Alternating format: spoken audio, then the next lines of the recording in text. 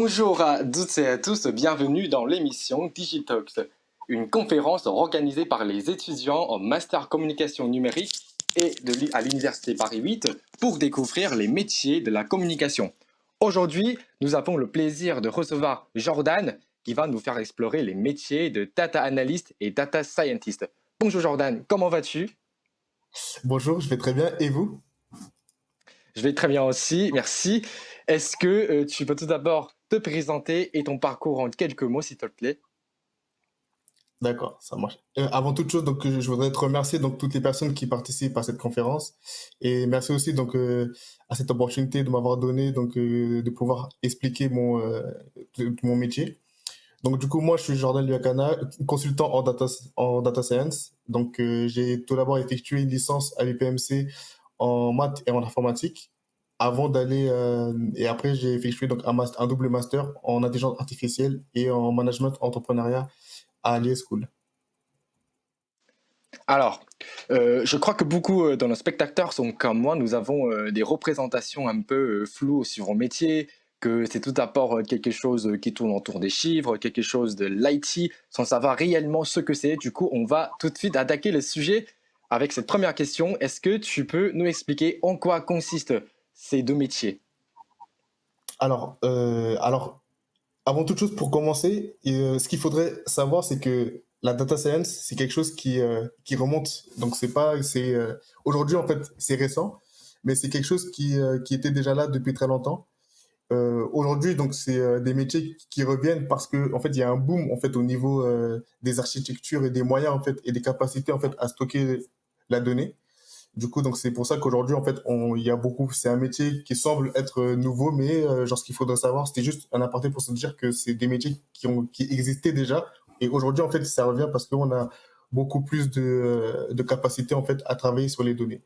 Donc, pour expliquer, en fait, les deux métiers, donc aujourd'hui, il faut bien comprendre que dans le domaine de la data, il y a plusieurs métiers. Il y a le data ingénieur, data analyst, data science, architecte data et beaucoup d'autres métiers aussi.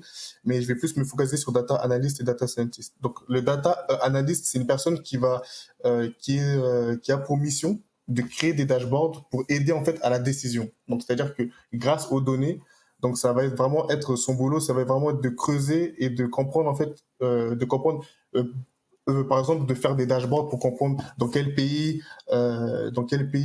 on a un meilleur chiffre d'affaires, dans quel pays peut-être il faudrait améliorer certaines capacités ou certaines choses.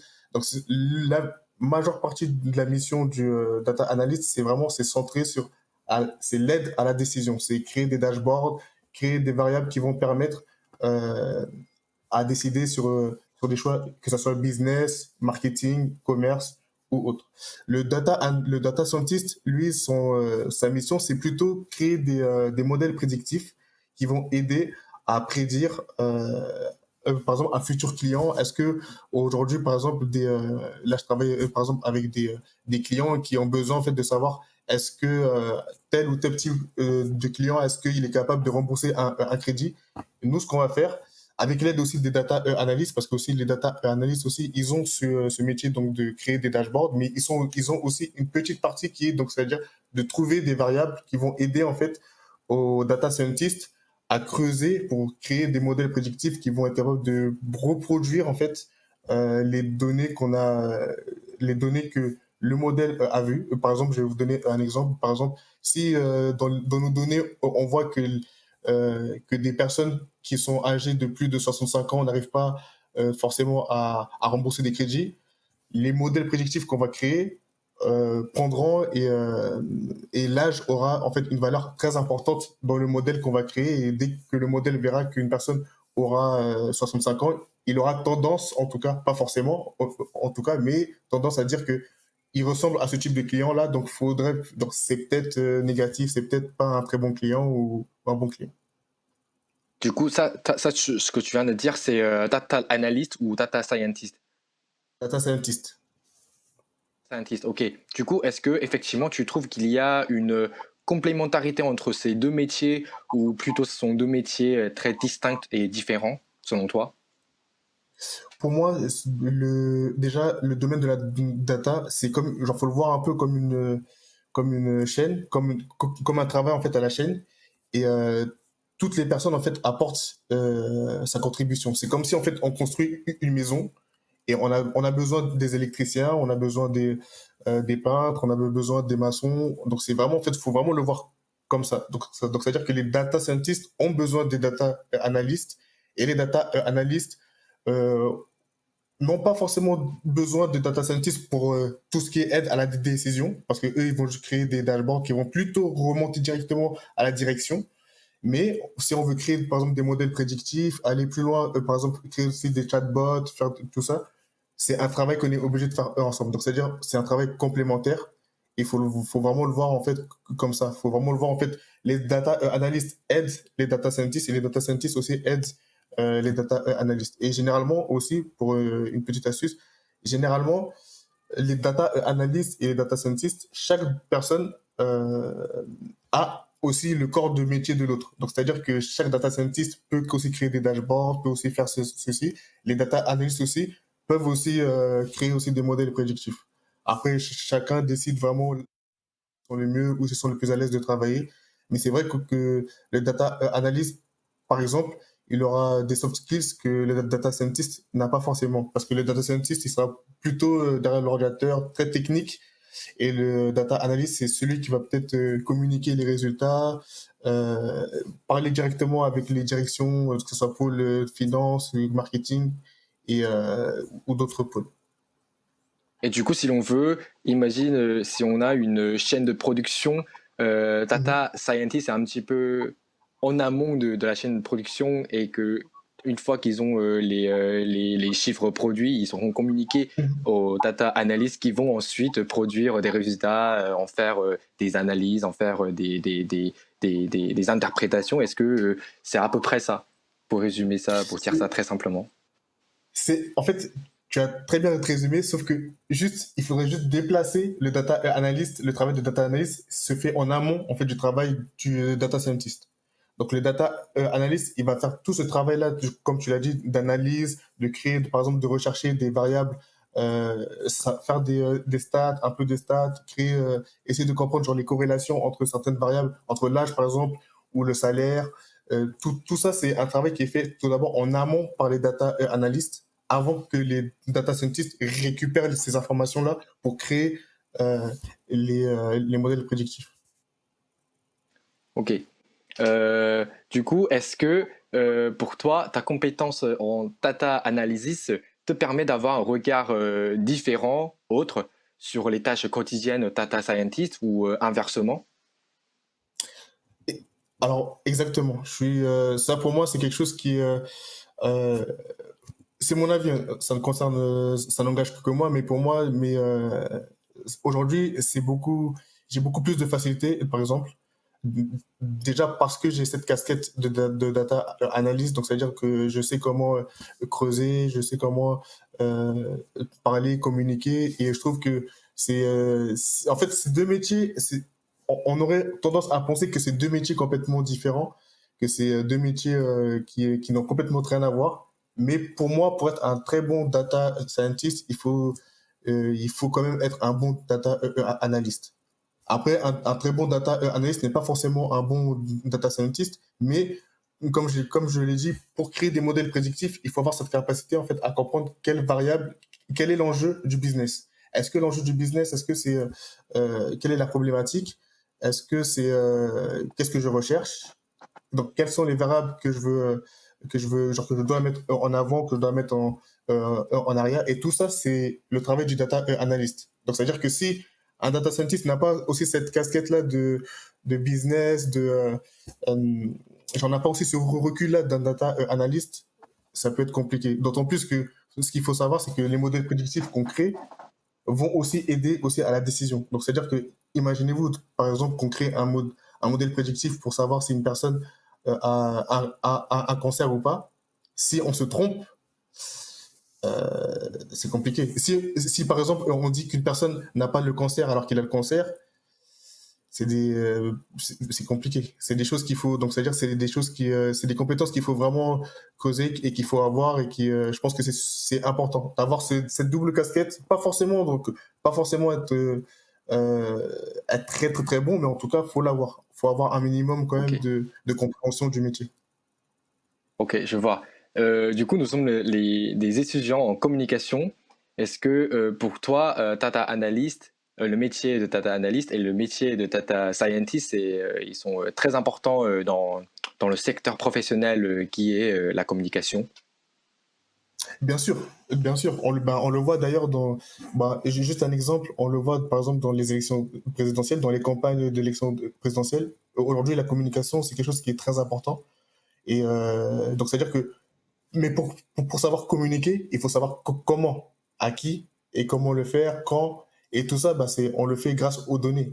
Et aujourd'hui, toutes les campagnes, aujourd'hui, que ce soit aux États-Unis, enfin un peu dans tout le monde, c'est aujourd'hui tout pour comprendre les électeurs, pour comprendre aujourd'hui euh, qu'est-ce qui ne va pas, pourquoi un client va plutôt de voter Mélenchon ou plutôt de voter Macron, tout ça fait partie des données. Donc tout ce qu'on a nous, c'est des outils, mais la richesse, c'est le client. Donc c'est-à-dire que plus on a de données sur les clients, plus on va être capable de savoir comment communiquer. Est-ce qu'il faut communiquer le soir? Est-ce qu'il faut communiquer sur les réseaux? Ou est-ce que c'est mieux de communiquer, peut-être faire des interventions peut-être dans la rue? Tout ça, c'est des données en fait qu'on va être capable de savoir et de comprendre en fonction aussi des, euh, des réseaux sociaux, des tweets qu'on va récupérer, des commentaires qu'on va récupérer par exemple dans des vidéos sur YouTube, dans des forums ou dans des posts sur Facebook aussi. Tout ça, c'est des choses, en fait, c'est des données qu'on récupère et qui vont nous aider aussi à la décision. Donc oui, c'est très très important. Merci. Et nous aussi, grâce à toi, on veut effectivement aller dans les coulisses dans vos métiers. Et du coup, j'aimerais poser la question suivante. Du coup, la data scientist, il travaille plutôt tout seul ou il est intégré à une équipe. Comment est-ce qu'il procède en fait dans son quotidien, par objectif ou plutôt par projet? Comment ça fonctionne en fait à l'intérieur? Alors, je pense que il y a ça dépend des structures. Ça dépend des structures, ça dépend des entreprises, mais très généralement, un data scientist, donc soit il est tout seul, mais c'est très rare. C'est très rare parce que généralement, quand il est tout seul, donc c'est-à-dire que l'entreprise n'a pas forcément encore est encore très jeune dans ce domaine-là. Donc je vais parler, on va dire, de deux grandes différences. Donc c'est-à-dire lorsque le data scientist il travaille tout seul, donc c'est-à-dire lorsqu'il vient dans une entreprise en tant que data scientist, c'est qui doit s'occuper du pôle intelligence artificielle. Donc, il aura la double casquette de data ingénieur, data analyst et data scientist. Donc, c'est-à-dire que c'est lui qui va devoir récupérer les données, faire de l'analyse et créer des modèles prédictifs. Donc, ça, c'est vraiment dans une entreprise qui est tout jeune, qui n'a pas forcément encore, qui n'a pas encore une grande maturité, donc c'est-à-dire dans ce domaine-là.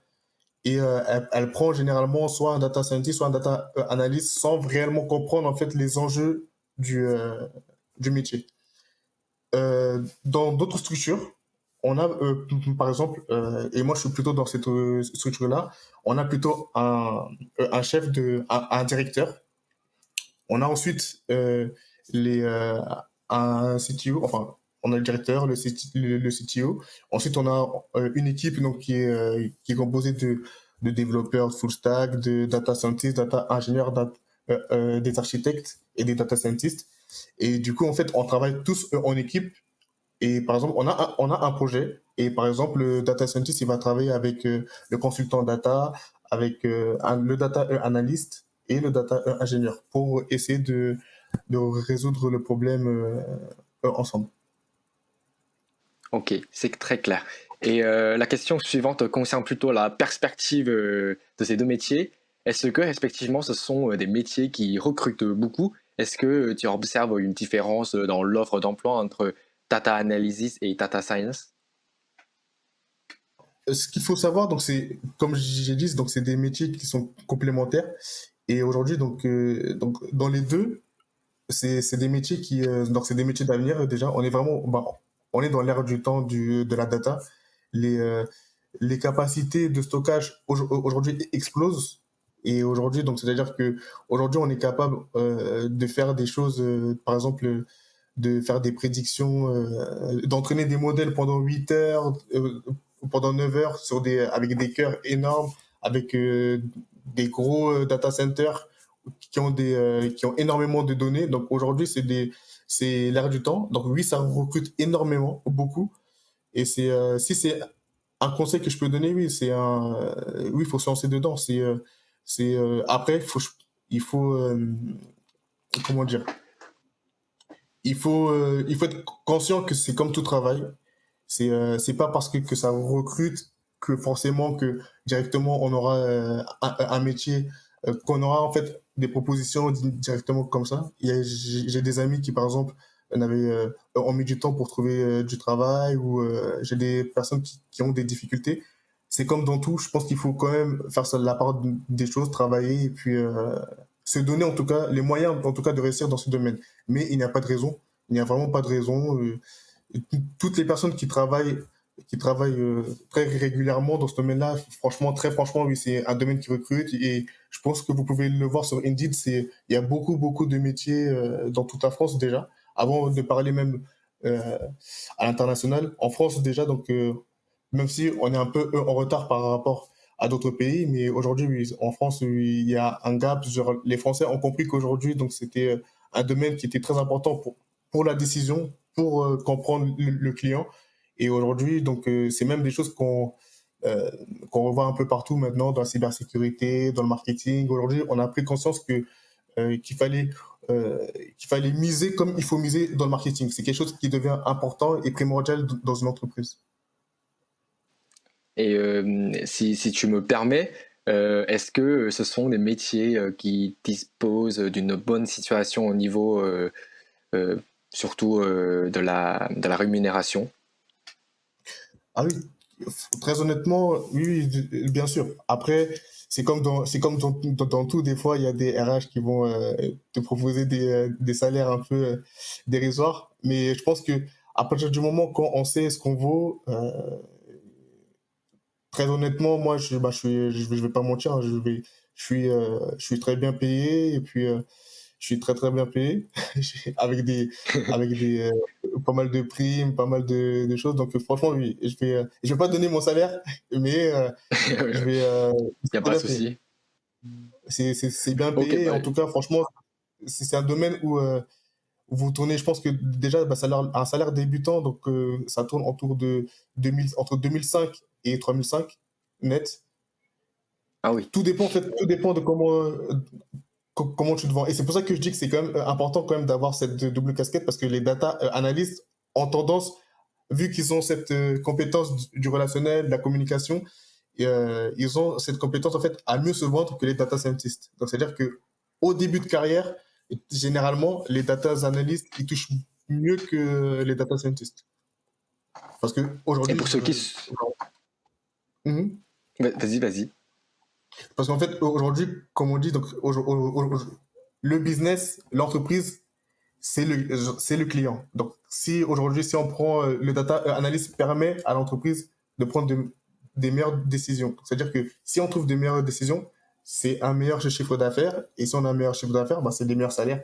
Donc, c'est-à-dire que les data analystes, aujourd'hui, quand on a cette compétence, déjà, juste dans le monde du travail, si on a cette compétence, déjà, d'avoir un très bon relationnel, d'être un très bon communicant, c'est quelque chose bah, déjà qui est positif. Alors si on a cette double casquette technique plus les soft skills, c'est bénéf, c'est gagné. Donc même dans les entretiens, il y aura pas, il y a aucun mal franchement à décider. Et je pense que même quand on fait des entretiens, quand on a cette assurance de savoir que ce qu'on veut, où on veut aller, et qu'on te parle très bien, vous verrez, genre vous pourrez, genre c'est vous qui allez avoir les cartes en main et pas forcément le recruteur. Après tout ça, c'est de l'entraînement et voilà. Oui, c'est clair, c'est clair. Et justement là, pour quelqu'un qui souhaiterait se former à ces métiers, est-ce que tu peux nous dresser, tu viens d'évoquer là tout de suite là, justement ce qui est selon toi le profil type d'une personne dans ce secteur en termes de soft skills ou d'appétence et de compétences, etc. Alors, pour moi, déjà, euh, la première chose, je pense qu'il est important déjà d'être intéressé. C'est quelque chose qui, moi, je le dis toujours, je le dis toujours en fait aux personnes qui veulent se lancer, c'est que il faut pas suivre l'argent pour suivre l'argent. Donc, il faut pas être en fait être attiré par l'argent parce que ça va pas nous mener, genre ça va nous mener nulle part. Il faut plutôt trouver un travail qui va nous animer et qui va perdurer sur la durée. Donc c'est-à-dire que un travail qui va nous donner envie de se lever le matin et euh, et de le faire. Ça c'est le premier travail. Donc c'est être intéressé donc déjà par la data et ensuite, je pense qu'il faut des soft skills, être un très bon communicant, très bon, et j'exagère, mais en tout cas, savoir parler correctement à l'oral, savoir communiquer des résultats. euh, et après, je pense que la patience, la persévérance, je pense que n'importe qui peut arriver et peut devenir très bon. Je pense que des fois, en fait, on a tendance, en fait, à se limiter ou à se dire, ouais, j'ai pas forcément assez de capacité pour faire ce métier, pour faire ce métier-là. Moi, ma première offre quand j'étais manager CRM et data analyst, euh, je le raconterai après, mais voilà, j'avais pas toutes les compétences et je suis arrivé et puis j'ai travaillé à côté parce que j'étais passionné aussi et ça m'a permis aussi d'être très bon dans mon métier. Ok, maintenant que tu as dressé un profil type, quel sera le conseil le plus important que tu donnerais pour qu'il ou elle puisse réussir ça? Honnêtement, c'est bosser, travailler, travailler, travailler. Je ne dis pas qu'il faut travailler comme un acharné, travailler tous les jours, mais il faut anticiper les besoins de l'entreprise. Anticiper les besoins, par exemple, moi, ce que je faisais avant de devenir data scientist et data analyst, ce que je faisais, c'est que avant même mon master, je regardais les offres de data scientist et de data analyst et je notais en fait toutes les compétences. Donc je notais toutes les compétences qui étaient demandées qui étaient demandées sur les offres et en fait je m'entraînais. Je prenais donc par exemple si j'avais pas de euh, de compétences en Java ou en Python ou ça c'est genre c'est tout ce qui est programmation. Je regardais, et je me disais ok, bah je vais me former. Et donc c'est à dire que même si on vous demande pas forcément d'être très bon, d'être le meilleur dans ce domaine-là, mais en tout cas de savoir ce que c'est et de d'avoir un minimum. Et c'est toujours mieux, donc c'est toujours bien de voir un recruteur d'avoir genre cet intéressement à côté de son travail. Donc moi, par exemple je ne savais pas faire des applications. J'ai eu cette envie de faire des applications et je me suis dit, je vais apprendre à faire des applications. Faut être intéressé. En fait, faut, faut pas se mettre des murs. Il y aura des moments où ça sera dur, c'est vrai. J'ai eu des moments de doute. Je ne vais pas te mentir. J'ai eu des moments de doute, mais quand je vois le résultat d'aujourd'hui, je me dis, j'ai bien fait de forcer et de ne pas abandonner. C'est aussi un des conseils que je peux donner. C'est pas parce que des fois on a tendance à mettre du temps à trouver une solution que on est forcément mauvais ou qu'on n'a pas forcément les compétences. Si on passe par là, c'est qu'il y a une raison. Genre, il ne faut pas abandonner, faut forcer jusqu'à trouver la solution et c'est comme ça qu'on devient notre meilleur. D'ailleurs, c'est même dans le monde du travail, c'est comme ça. C'est on a une problématique. Des fois, genre, c'est des problématiques qui sont nouvelles. On n'a pas forcément la solution sur le moment, mais en force, on essaie de trouver, on essaie de regarder les solutions qui ont été faites auparavant, on essaie de creuser, de matcher certaines choses, et au bout d'un moment, tac, et paf, tac, ça marche. On comprend pas, des fois, on comprend pas très bien pourquoi, mais ça marche. Voilà. Donc, c'est vraiment ne pas abandonner, vraiment, si je fais vraiment, c'est vraiment le conseil le plus important, ne pas abandonner, vraiment, et croire toujours en soi, peu importe ce que les gens disent, que vous n'avez pas les compétences, que vous n'avez pas, aujourd'hui, genre, tu peux ne pas avoir les compétences, demain est un autre jour, donc il faut se lever toujours avec cette détermination de je vais te réussir, je vais être meilleur que hier.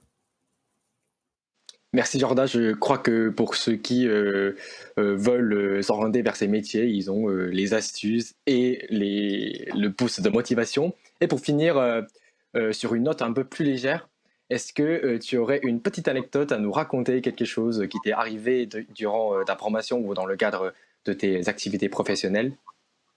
Mhm. Ah oui, bah, j'en parlais, bah, c'était durant mon alternance. J'étais arrivé normalement en tant qu'assistant manager CRM et data analyst. Et donc j'arrive au sein de l'entreprise. Et donc, du coup, en fait, lors de l'entretien, on m'avait dit qu'il y avait un nouveau CRM et qu'il y avait un nouveau CRM, mais on m'avait pas expliqué en fait que le CRM avait été créé en fait par l'entreprise. Et donc, c'est-à-dire que c'était moi qui devais former tous les collaborateurs de l'entreprise. Donc, c'est-à-dire que je suis arrivé en tant que alternant et je suis très vite monté en tant que manager CRM. Enfin, j'avais plus ce statut-là d'assistant. En 2, 3 semaines, j'ai dû me former. Donc, enfin, je me suis dit, mais oh là là, j'arrive, on me donne un CRM, il n'y a pas de support, il n'y a pas de mode d'emploi, il n'y a rien du tout. Et on me dit, c'est toi qui dois faire ça. Et c'était du coup, ben, pendant ma période de décès, j'avais quand même un peu de stress. Et c'était quand même une responsabilité parce qu'il fallait que je forme les managers, donc c'est-à-dire les N+1, les N+2, donc tout ça. Donc c'est-à-dire que j'avais quand même une responsabilité assez haute, mais tout s'est bien passé. J'ai su relever ce défi et c'est un des conseils aussi que je vais donner des fois. Quand vous verrez des postes, vous aurez l'impression, vous allez vous dire que j'ai pas du tout les compétences pour le faire. Franchement, un conseil, n'hésitez pas. Postulez, vous ne perdez rien du tout. Franchement, des fois, vous aurez, genre les postes, ils sont faits parce que je communique très souvent avec des RH qui me disent très souvent qu'en fait, les postes, des fois, très souvent, les fiches de poche, c'est pour faire peur. Donc, c'est-à-dire, c'est pour faire fuir, déjà, c'est pour faire un premier tri sélectif. Et donc, c'est-à-dire, n'ayez pas peur de postuler et vous perdez rien. Au pire, vous avez non, malheureusement, on peut pas. Et au mieux, bah, vous avez au moins un entretien. Voilà. Merci beaucoup à toi Jordan et merci à toutes celles et ceux qui nous ont suivis jusque maintenant. Je suis sûr que Jordan vous a beaucoup inspiré sur ces deux métiers qui sont tant émergents que dominants dans la communication d'aujourd'hui. Comme ce qu'il vient de dire Jordan, c'est vraiment l'ère de data aujourd'hui. Et en tout cas, les deux métiers qui sont super importants dans la communication. Et merci encore une fois Jordan de nous avoir accordé Merci à ce vous. temps précieux. C'était vraiment très riche et très intéressant. Et je vous souhaite à toutes et à tous une très bonne journée.